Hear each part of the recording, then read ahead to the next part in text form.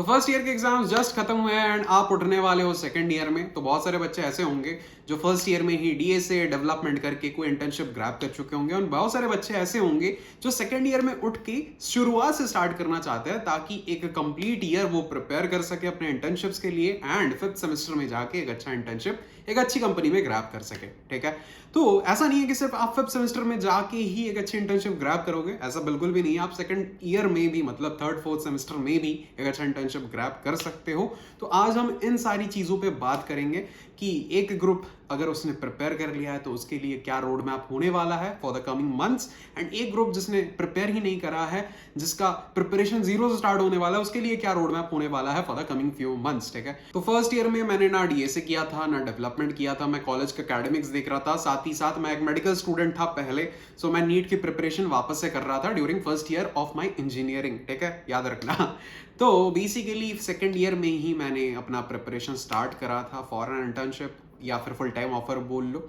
ठीक है, तो सेकेंड ईयर में मैंने अपने डीए से अपने डेवलपमेंट स्किल्स को बढ़ाया, अपने कम्युनिकेशन स्किल्स पे ध्यान दिया मैंने, एंड और भी बहुत सारे इंटरपर्सनल स्किल्स होते हैं उस पर भी मैंने काम किया। तो मुझे सेकेंड ईयर में डिस्कॉर्ड, कॉग्निजेंट, रिलायंस जियो, अमेरिकन एक्सप्रेस के तरफ से इंटर्नशिप ऑफर मिले थे एंड थर्ड ईयर के स्टार्टिंग में जाके मुझे एडोबी से भी इंटर्नशिप ऑफर मिला था। इन सारे ऑफर्स को मैंने पीपीओ में कन्वर्ट किया। पीपीओ मतलब प्री प्लेसमेंट ऑफर, जो आपको इंटर्नशिप में अच्छा परफॉर्म करने के बाद मिलता है कि हाँ, स्टूडेंट ने इंटर्नशिप के दौरान अच्छा प्रिपेयर किया था, इसे हम फुल टाइम का कॉन्ट्रैक्ट भी देना चाहते हैं। ठीक है, तो उसे पीपीओ बोला जाता है। तो इन सारे बड़े कंपनीज में इंटर्नशिप्स करने के बाद, इन सारे बड़ी कंपनीज में इंटर्नशिप्स क्रैक करने के बाद मैं आपको बता सकता हूं डेफिनेटली कि आपको ऑफ कैंपस कैसे जाना है एंड ऑन कैंपस आपको कैसे प्रिपरेशन करना है एक अच्छे इंटर्नशिप पाने के लिए। तो वीडियो में आगे बढ़ने से पहले एक क्वेश्चन जो मेरे से हमेशा पूछा जाता है कि भैया मैंने फर्स्ट ईयर में तो कुछ करा नहीं था, फर्स्ट ईयर में मैंने एकेडमिक्स पे फोकस किया, फर्स्ट ईयर में मुझे पता लग गया कि कॉलेज का जो एग्जाम्स होता है उसमें अच्छा परफॉर्म कैसे करते हैं, उसको मैनेज कैसे करते हैं, राइट। तो सेकेंड ईयर में मुझे पता है अब कॉलेज की चीज़ें कैसे मैनेज करते हैं, कॉलेज के एग्जाम्स कैसे देते हैं, कॉलेज में अटेंडेंस कैसे बैठा के रखते हैं, कॉलेज में असाइनमेंट्स जो सीए मार्क्स होते हैं उसको कैसे अच्छे से मैनेज करते हैं। तो ये सब चीज़ें मैनेज करने के बाद हम जो प्रिपरेशन करने वाले हैं इंटर्नशिप्स के लिए, तो क्या मैं लेट नहीं हो गया हूँ? फर्स्ट ईयर में ही मेरे बहुत सारे फ्रेंड्स जो है वो अच्छे से प्रिपेयर करके वो अच्छे अच्छे जगह पे इंटर्नशिप्स ग्रैब कर चुके हैं, तो क्या मैं लेट नहीं हो गया हूँ? तो मेरा आंसर ये है कि नहीं, आप बिल्कुल भी लेट नहीं हुए हो। मैं अपने टाइम में जब लेट नहीं हुआ था, मैंने अपने टाइम में सेकेंड ईयर में ही इतने सारे कंपनीज का इंटर्नशिप्स किया, तो आप भी कर सकते हो डेफिनेटली। आप बिल्कुल भी लेट नहीं हो, आपके पास मोर देन एनफ टाइम है। ओके, तो इसी के साथ स्टार्ट करते हैं वीडियो को। सबसे पहले मैं बात करने वाला हूँ उन ग्रुप ऑफ स्टूडेंट्स की जिन्होंने ऑलरेडी प्रिपेयर कर रखा है अपने फर्स्ट ईयर में। तो उन्होंने डीएसए भी कर रखा है, उन्होंने डेवलपमेंट भी कर रखा है। तो अब बारी आती है आपके रिज्यूमे को रिफाइन करने की। ठीक है, तो रिज्यूमे रिफाइन मतलब रिज्यूमे बेसिकली क्या होता है? Resume is a piece of paper. ठीक है, एक पीस ऑफ पेपर है जो आपको देना पड़ता है एक कंपनी को जब भी आप उसके जॉब के लिए अप्लाई कर रहे हो। ठीक है, तो उस रिज्यूमे मतलब उस पीस ऑफ पेपर में आपके क्वालिफिकेशंस, आपने किस किस प्रोजेक्ट्स पे काम किया है, आपका पास्ट एक्सपीरियंस, आप किस किस कंपनीज में पास्ट में इंटर्नशिप्स कर चुके हो या फिर फ्रीलांसिंग कर चुके हो, किन किन कंपनीज के साथ, किन किन क्लाइंट्स के लिए, ये सारी चीजें उस रिज्यूमे के अंदर लिखा हुआ रहता है। एंड ये रिज्यूमे आपके स्किल्स को दर्शाता है कि आप कितने प्रतिभाशाली हो। ठीक है, आपको अगर कंपनी लेती है तो कितना वैल्यू ऐड होने वाला है कंपनी में। ठीक है, तो वो सारी चीजें उस रिज्यूमे में है जो आपके स्किल्स को, आपके क्वालिफिकेशंस को दिखाती है। ठीक है, तो इसी रिज्यूमे को हमें रिफाइन करना है अपनी थर्ड सेमेस्टर के स्टार्टिंग से ही। तो यहां से मैं आपके जर्नी को दो फेज में डिवाइड करना चाहता हूं। एक फेज उन कंपनीज के लिए जो ऑलरेडी स्टैब्लिश्ड है, स्टैब्लिश्ड एमएनसीज जैसे कि Google, Microsoft, Meta, Amazon, Goldman सैक्स, नेटफ्लिक्स, ये सारी कंपनीज। और दूसरा फेज उन कंपनीज के लिए जो स्टैब्लिश्ड नहीं है बट स्टार्ट हो रही है। ठीक है, स्टार्टअप्स जिन्होंने फंड रेज किया है। ओके, तो ये यूएस भी स्टार्टअप्स हो सकती है, ये यूरोपियन भी स्टार्टअप्स हो सकती है, ये सिंगापुर भी स्टार्टअप्स हो सकती है, बहुत सारे स्टार्टअप्स है, इंडिया भी स्टार्टअप्स भी हो सकती है। तो दो फेज में आपकी प्रिपरेशन डिवाइड होगी। तो पहले अगर एमएनसीज की बात करें, मतलब फैंग लेवल या फिर मैंग लेवल कंपनीज की बात करें, यहाँ पे आपका इंटरमीडिएट से हार्डकोर डीएसए होना चाहिए। तो आपको अगर डीएसए के बारे में नहीं पता तो डीएसए मतलब data structures and algorithms. Data structure मतलब एक कंटेनर, बहुत सारे अलग अलग तरह के अलग अलग शेप के कंटेनर जहां पे आप डेटा को स्टोर करते हो। एंड एल्गोरिथम्स मतलब ये सारे जितने भी डेटा स्ट्रक्चर्स है, जितने भी अलग अलग शेप वाले कंटेनर्स है, उनको यूज करके एक प्रोसेस बनाना, एक सोल्यूशन बनाना किसी एक पर्टिकुलर प्रॉब्लम स्टेटमेंट का। ठीक है, तो डेटा स्ट्रक्चर्स एंड एल्गोरिथम्स बहुत ज्यादा इंपॉर्टेंट है। डेटा स्ट्रक्चर्स एंड एल्गोरिथम्स के क्वेश्चंस पूछे जाते हैं आपके इंटरव्यूज में, एंड ये चीज हमें करनी है। तो आपका जो डेटा स्ट्रक्चर्स एंड एल्गोरिथम्स का लेवल होना चाहिए या इंटरमीडिएट से हार्डकोर लेवल मतलब एडवांस लेवल तक होना चाहिए। तो आपको अगर डेटा स्ट्रक्चर्स एंड एल्गोरिथम्स का कोई शीट चाहिए तो आप हमारे एल्गोमास्टर शीट को जाके चेकआउट कर सकते हो। उस शीट में आपको 150 से ज्यादा एल्गोरिथम्स मिल रहे होंगे, जिसका यूज करके, जिस शीट को सॉल्व करके आप इन सारी कंपनीज के लिए आराम से प्रिपरेशन कर सकते हो। ठीक है, तो डीएसए हमारा इंटरमीडिएट से हार्डकोर लेवल तक होना चाहिए। साथ ही साथ हमें प्रोजेक्ट्स का भी नॉलेज होना चाहिए। हमें 2 से 3 प्रोजेक्ट्स बनाने हैं। वो प्रोजेक्ट्स इधर बेसिक प्रोजेक्ट्स हो सकते हैं या फिर इंटरमीडिएट प्रोजेक्ट्स हो सकते हैं। आपको बहुत एडवांस लेवल का प्रोजेक्ट बनाने की कोई जरूरत नहीं है, बट अगर आपका इंटरेस्ट है तो आप डेफिनेटली बना सकते हो।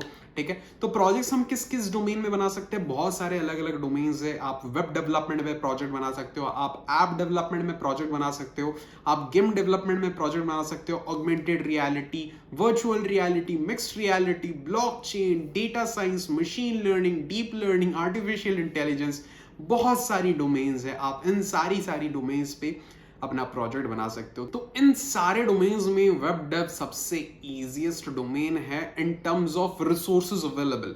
बहुत सारे अनगिनत अमाउंट ऑफ रिसोर्सेज अवेलेबल है ऑलरेडी इंटरनेट पे, एंड आप इन सारे रिसोर्सेज को फ्री में यूज करके वेब डेवलपमेंट सीख सकते हो। तो मैंने ऑलरेडी वेब डेवलपमेंट सीखने के लिए एक वीडियो बना के रखा है, वेब डेवलपमेंट का एक रोड मैप बता के रखा है। वो वीडियो जाके आप जरूर चेकआउट कर सकते हो, आपको लिंक ऊपर आई बटन में मिल रहा होगा। ठीक है, तो आप वेब डेव सीख सकते हो, आप मशीन लर्निंग सीख सकते हो। मशीन लर्निंग के लिए मैं एक चीज बोलूंगा, मशीन लर्निंग में अगर आप जाते हो तो आप घुस जाओगे उसके अंदर इन डेप्थ, आपको बाहर निकलने का मन नहीं करेगा, फिर जाके आप साइड में दूसरी चीजें शायद ही कर पाओ। तो मशीन लर्निंग के लिए मैं अभी तो रिकमेंड नहीं करूंगा, आप 3rd ईयर में जाके कर सकते हो डेफिनेटली। बट अगर आपको अभी ट्राई करना है, आपको अगर इन डेप्थ घुसना है तो डेफिनेटली ट्राई आउट कर सकते हो मशीन लर्निंग को भी। बट मेरे हिसाब से सबसे इजीएस्ट है वेब डेव। एंड अगर आपको कुछ यूनिक करना है, कुछ यूनिक डोमेन पे काम करना है, तो आप ऑगमेंटेड रियलिटी, मिक्स्ड रियलिटी के तरफ भी जा सकते हो, या फिर आप ब्लॉकचेन या फिर डेटा साइंस के तरफ भी जा सकते हो। ये कुछ ऐसी डोमेन्स है जो बहुत बूम करने वाली है in the coming decades. Okay, तो आप इनके ऊपर भी प्रोजेक्ट्स बना सकते हो। तो डीएसए के बारे में हमने बात कर लिया, हमने डेवलपमेंट के बारे में बात कर लिया, मतलब प्रोजेक्ट्स बेसिकली। साथ ही साथ आपको सिस्टम डिजाइन भी प्रिपरेशन करना है। लो लेवल डिजाइन मोस्टली पूछा जाता है, जिसे बहुत सारे कंपनीज में मशीन कोडिंग राउंड भी बोला जाता है। हाई लेवल डिजाइन फ्रेशर्स को बहुत रेयर पूछा जाता है, बट पढ़ना आपको पड़ेगा। हमें पता नहीं है कौन सी सिचुएशन कब आ जाए, कौन से क्वेश्चंस कब आ जाए, तो अनप्रेडिक्टेबल सिचुएशंस के लिए भी हमें प्रिपरेशन करके रखना है। तो हमें बहुत लो लेवल डिजाइन और हाई लेवल डिजाइन करके जाना है। अब आप पूछोगे भैया सिस्टम डिजाइन होता क्या है, और ये हाई लेवल डिजाइन, ये लो लेवल डिजाइन होता क्या है? तो हाई लेवल डिजाइन की अगर मैं बात करूं, आपके सामने एक पर्टिकुलर प्रॉब्लम स्टेटमेंट दिया हुआ है, जैसे कि एक Amazon का वेयर हाउस है जिसके अंदर बहुत सारे डिफरेंट स्टोरेजेस है, और वेयर हाउस में आइटम्स भर भर के आ रहे हैं। तो जो स्टोरेजेस है उनका साइज अलग अलग है। तो आप किस वे में इन आइटम्स को स्टोरेज के अंदर डालोगे ताकि वो परफेक्टली फिट हो एंड कोई भी स्पेस अनयूज्ड ना रहे। ठीक है, तो इस एंटायर सिस्टम को डिजाइन करने के लिए हमें हाई लेवल डिजाइन सीखना होगा।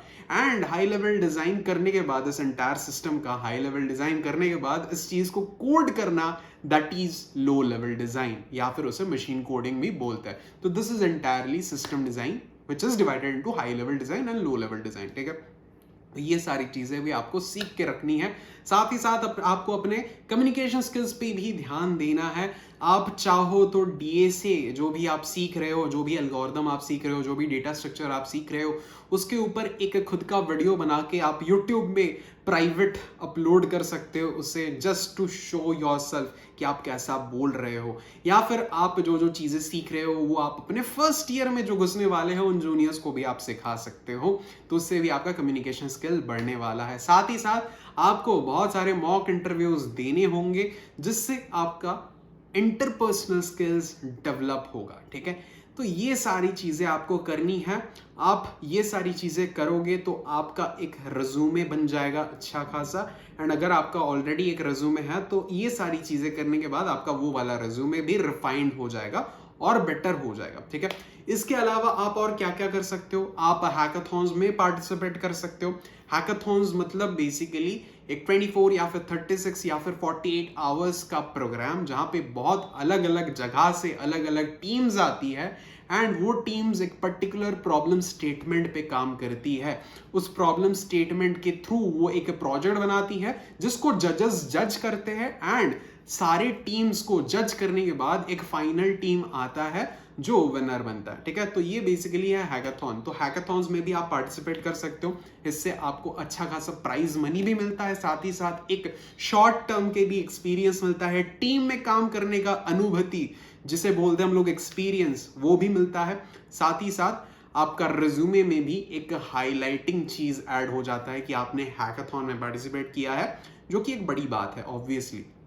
साथ ही साथ आप ओपन सोर्स कंट्रीब्यूशंस भी कर सकते हो। ओपन सोर्स कंट्रीब्यूशंस मतलब सॉफ्टवेयर के कोड्स जो पब्लिकली अवेलेबल है, मतलब आप उस कोड को जाके मॉडिफाई कर सकते हो, उसमें कंट्रीब्यूशंस कर सकते हो, उसमें बग्स निकाल सकते हो, उसमें जो फ्लॉज है वो हाईलाइट कर सकते हो। आप अपने कोड को, आपने कोई प्रोजेक्ट बिल्ड किया है उसके कोड को भी आप ओपन सोर्स कर सकते हो, मतलब पब्लिकली अवेलेबल करवा सकते हो, ताकि दूसरे लोग जो है वो आपके कोड में फ्लॉज निकालें या फिर उस कोड को मॉडिफाई करें या फिर उस कोड को इंप्रूव करें, मतलब बेसिकली कंट्रीब्यूशंस करें। तो ये है बेसिकली ओपन सोर्स कंट्रीब्यूशन। बहुत सारी सॉफ्टवेयर है, दो एग्जांपल लूं तो एक हो गया OBS स्टूडियो, एक हो गया VLC। ये सारे ओपन सोर्स सॉफ्टवेयर है जिस पे आप कंट्रीब्यूट कर सकते हो। तो ओपन सोर्स कंट्रीब्यूशंस बेसिकली करने के लिए आपको एक गिटहब प्रोफाइल जरूरी है। तो गिटहब में जाके आप प्रोफाइल बना सकते हो, वहां पे गिटहब पे बेसिकली आप अपने प्रोजेक्ट्स या फिर कोड को अपलोड करके देख सकते हो एंड दूसरे लोग आपके कोड में मॉडिफिकेशंस या फिर कंट्रीब्यूशंस कर सकते हैं। तो ये चीज भी आपको करके रखना है। साथ ही साथ आप कॉम्पिटिटिव प्रोग्रामिंग कॉन्टेस्ट्स में भी पार्टिसिपेट कर सकते हो, जो कि कोड फोर्सेस, कोडशेफ, एडकोडर वाले प्लेटफॉर्म्स पे होती है। तो बहुत क्वेश्चंस ऐसे होते हैं कि भैया कॉम्पिटिटिव प्रोग्रामिंग करना क्या कंपलसरी है, मतलब क्या इनके बिना मैं गूगल या फिर अदर मैंग कंपनीज में जा नहीं सकता? तो डेफिनेटली ऐसा कुछ भी नहीं है। कॉम्पिटिटिव प्रोग्रामिंग में कॉन्टेस्ट में बैठना is not compulsory at all. आपका इंटरेस्ट है तो आप जाके बैठ सकते हो। इट्स बेसिकली कि आप जो एल्गोरिदम्स ऑलरेडी पढ़ रहे हो या फिर एल्गोरिदम्स कवर करने वाले हो वो और रिफाइंड हो जाएंगे आप अगर कॉन्टेस्ट में बैठ रहे हो तो। बिकॉज कॉन्टेस्ट्स में अननोन क्वेश्चंस आते हैं एंड आपको उन अननोन क्वेश्चंस का सोल्यूशन फिगर आउट करना होता है, और वो सोल्यूशन बेसिकली कोई ना कोई एल्गोरिदम होता है जो आप इधर पढ़ चुके हो या फिर इन फ्यूचर पढ़ने वाले हो। तो आपको उन कॉन्टेस्ट को दे के आपका नॉलेज बढ़ता है। एंड डेफिनेटली एक टाइम कॉन्स्टेंट भी होता है कि 45 मिनट्स के अंदर 2 क्वेश्चन सॉल्व करना है या फिर 1 आवर के अंदर 2 या 3 क्वेश्चन सॉल्व करना है। तो आप एक कम टाइम के अंदर भी बहुत सारे क्वेश्चन सॉल्व कर लेते हो, जिससे आपका इंटरव्यू में हेल्प होता है। बिकॉज इंटरव्यू में भी आपको कम टाइम के अंदर बहुत सारे क्वेश्चन सॉल्व करने होते हैं, ठीक है।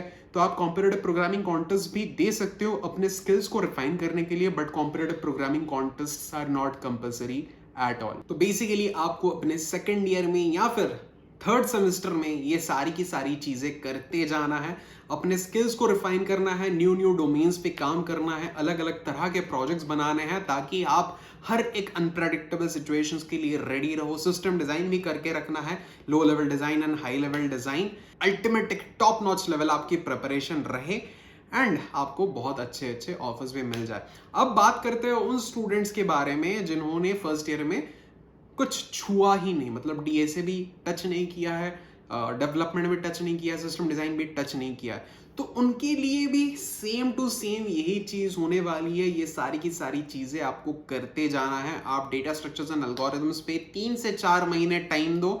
आपको डेवलपमेंट में एटलीस्ट 1.5 से 2 महीने देना है, एंड साथ ही साथ आपको सिस्टम डिजाइन में एटलीस्ट 1.5 से 2 महीने देना है। मतलब आप 6 से 8 महीने के टाइम फ्रेम के अंदर ये कंप्लीट चीजें प्रिपेयर कर सकते हो, एंड एक अच्छे टॉप नॉच लेवल की प्रिपरेशन कर सकते हो, एक अच्छे लेवल तक पहुंच सकते हो, एक अच्छे कंपनी में इंटर्नशिप ग्रैब कर सकते हो। एंड साथ ही साथ आपको अगर एक गाइडेड पाथ चाहिए, आपको 1:1 मेंटरशिप चाहिए, आप हमारे CS फॉर ऑल के प्लेसमेंट प्रिपरेशन प्रोग्राम में, मतलब 1:1 मेंटरशिप एंड गाइडेंस प्रोग्राम में ज्वाइन कर सकते हो, जहां पे आपको कंप्लीट ये सारी की सारी चीजें प्रिपेयर करवाई जाएंगी इन 6 मंथ्स। अलॉन्ग विद दैट आपको जॉब असिस्टेंस दिया जाएगा। मतलब आप जब इंटर्नशिप्स ढूंढोगे, आप जब ओपनिंग्स ढूंढोगे, आपको वहां पे हेल्प की जाएंगी। आपको रेफरल्स चाहिए किसी पर्टिकुलर इंटर्नशिप ओपनिंग के लिए, तो आपको रेफरल दी जाएगी। आपको किसी कंपनी के रिक्रूटर के साथ बात करना है डायरेक्टली, ताकि आप इंटरव्यू शेड्यूल करवा सको,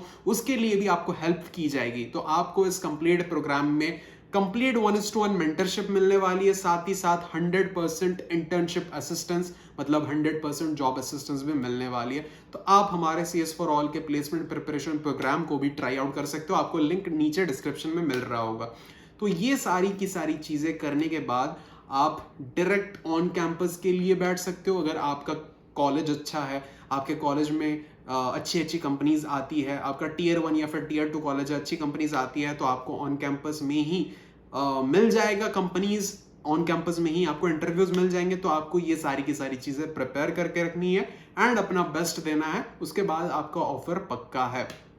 अगर आप ऑफ कैंपस जा रहे हो, आपकी कॉलेज Tier 3 या फिर Tier 4 कॉलेज है जहां पे कंपनीज नहीं आती है इंटर्नशिप्स के लिए, तो आपको बाहर जाना पड़ेगा, आपको खुद से अप्लाई करना पड़ेगा। कॉलेज आपके लिए कंपनीज नहीं लेके आएगी कि ये रहा कंपनी, इसमें आप अप्लाई करो, ऐसा नहीं होगा। आपको खुद कंपनी के पास जाना पड़ेगा, आपको खुद अपना रिज्यूमे सेंड करना पड़ेगा रिक्रूटर के पास, आपको खुद रेफरल लेना पड़ेगा उस कंपनी के एम्प्लॉइज से, ताकि आपको इंटरव्यू मिल सके। तो इन सारी की सारी चीजों में भी CS फॉर ऑल आपका हेल्प करने वाली है इन द मेंटरशिप प्रोग्राम।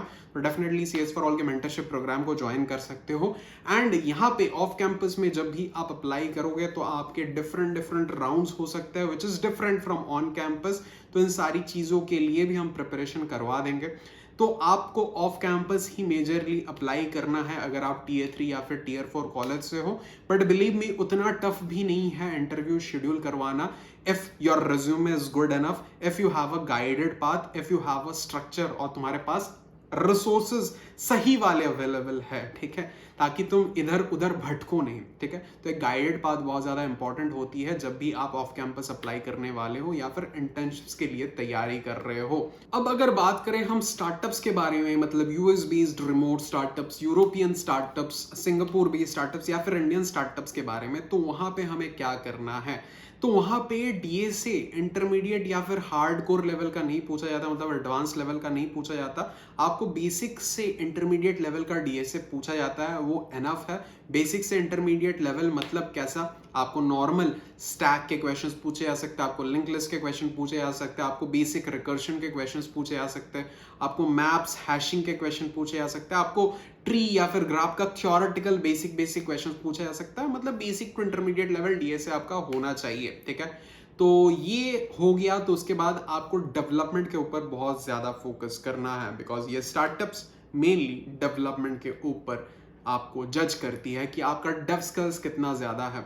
तो यहाँ पे बस आपके प्रोजेक्ट्स बनाने से काम नहीं चलेगा। जिस भी डोमेन पे आप प्रोजेक्ट बना रहे हो उस पे आपका इन डेप्थ नॉलेज होना चाहिए, एटलीस्ट इंटरमीडिएट लेवल का नॉलेज होना चाहिए, ताकि आप कंपनी में घुसने के बाद वहां पे डायरेक्ट काम कर सको, आपको ट्रेनिंग ना देना पड़े एक्सेसिव वे में। बट MNCs में क्या होता है, आप जब कंपनी में घुसते हो तो आपको 2 से 3 महीने की पहले ट्रेनिंग दी जाती है, फिर आप खुद से काम करते हो। तो वो चीज स्टार्टअप में नहीं है। यहाँ पे आपको चीजें ऑलरेडी पता होनी चाहिए एंड आपको स्टार्टिंग से ही खुद से काम करना है। थोड़ा बहुत गाइड तो रहेगा बट ट्रेनिंग नहीं दी जाएगी, ठीक है। तो ये चीज स्टार्टअप में डिफरेंट है। तो आप जिस भी डोमेन के लिए प्रिपरेशन कर रहे हो, वेब पे प्रिपेयर कर रहे हो, ऐप पे प्रिपेयर कर रहे हो, ब्लॉकचेन पे प्रिपेयर कर रहे हो, आपका level of preparation intermediate level तक एटलीस्ट होना चाहिए। आपको इन डेप्थ नॉलेज होने चाहिए, आपको अंडरस्टैंडिंग होनी चाहिए उस पर्टिकुलर डोमेन की। तो ये आप कर लेते हो तो आपका डब भी रेडी हो जाएगा इन स्टार्टअप्स के लिए। एंड फाइनली आपको LLD प्रिपेयर जरूर करके रखना है, लो लेवल डिजाइन जरूर से जरूर प्रिपेयर करके रखना है। एंड आपको अपने कम्युनिकेशन स्किल्स पे भी फोकस करना है। सिंस मैं USB स्टार्टअप्स की बात कर रहा हूं जहां पे इंग्लिश इज मस्ट, तो आपको कम्युनिकेशन के ऊपर भी ध्यान रखना है। Same goes for European based startup, same goes for Singapore based startups या फिर any other startups outside of India और inside of India. Communication skills पे आपको जरूर से जरूर काम करना है, because English is a medium, English is a language which everyone और मोस्ट और majority of the people understand outside of India. ठीक है, तो ये चीज आपको करके रखना है। अगर आप ये सारी की सारी चीजें जुडिशियसली फॉलो करते हो, आप 5 से 6 महीने के अंदर एक अच्छा प्रिपरेशन लेते हो, तो आपको अच्छी जगह इंटर्नशिप जरूर मिल जाएगी। एंड डेफिनेटली अगर आपको मेंटरशिप चाहिए, आप हमारे प्रोग्राम को भी ज्वाइन कर सकते हो। अगेन आपको लिंक डिस्क्रिप्शन में मिल जाएगा, तो वहां पे जाके भी आप चेकआउट कर सकते हो। ऑलरेडी हमारे साथ 500 प्लस स्टूडेंट्स रजिस्टर हो चुके हैं इन द लास्ट 3 मंथ्स, तो आप भी जाके उनके साथ जुड़ के उनके साथ अच्छे से प्रोग्रामिंग, उनके साथ अच्छे से कोडिंग, उनके साथ अच्छे से अपने स्किल्स को डेवलप कर सकते हो। एंड अगर आप मुझे अभी पूछोगे भैया तो हम लोग किस के लिए प्रिपेयर करें, मेंसेस के लिए प्रिपेयर करें या फिर इन स्टार्टअप्स के लिए प्रिपेयर करें, तो मेरे अकॉर्डिंग अगर आपका ऑन कैंपस में अच्छा कंपनीज आता है जो ऑलरेडी एस्टैब्लिश्ड MNCs है, तो आप MNCs के लिए ही डेडिकेटेड प्रिपरेशन करो। ऑफ कैंपस के लिए आप बाद में भी प्रिपेयर कर सकते हो if you are from a Tier 1 college या फिर high level Tier 2 college. But अगर आप Tier 3 कॉलेज से हो जहां पे कैंपस में आपकी कंपनीज नहीं आती है टू गिव यू इंटर्नशिप्स, तो आपको मेजॉरिटी ऑफ द टाइम्स यहाँ पे स्टार्टअप्स के तरफ फोकस करना चाहिए। ठीक है, बिकॉज वहां पे कंपटीशन थोड़ा सा लो है, level of DSA questions is easier than these established MNCs, but dub पे आपको काम अच्छे से करना पड़ेगा, तभी जाके आप वहां पे सिलेक्ट हो पाओगे और सस्टेन कर पाओगे। ठीक है, तो आई होप आपका सारा का सारा डाउट क्लियर हो चुका होगा, आपको एक फिक्स्ड रोड मैप मिल चुका होगा कि मुझे कमिंग मंथ्स में कैसे प्रिपेयर करना है, ताकि मैं 2nd या फिर 3rd ईयर के स्टार्टिंग में एक अच्छे जगह पे इंटर्नशिप ग्रैब कर सकूं। फिर भी अगर कोई डाउट है तो मुझे नीचे कमेंट्स में जाके पूछो। एंड अगर मुझसे डायरेक्टली बातचीत करना चाहते हो तो हमारे कम्युनिटी में ज्वाइन कर लो, नीचे आपको डिस्क्रिप्शन में लिंक मिल रहा होगा, और मेंटरशिप प्रोग्राम का भी लिंक नीचे डिस्क्रिप्शन में मिल रहा होगा। तो मिलते हैं जल्द नेक्स्ट वीडियो में, तब तक के लिए stay happy, stay healthy and अच्छे से प्रिपेयर करो, हो जाएगा, कर लेंगे। Bye bye.